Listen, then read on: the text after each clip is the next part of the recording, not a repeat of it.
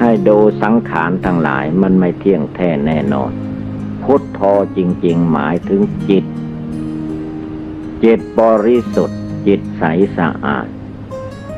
จิตหมดกิเลสราคะจิตหมดกิเลสโทสะจิตหมดกิเลสโมหะคำว่าพุทธะพุทโธนั้น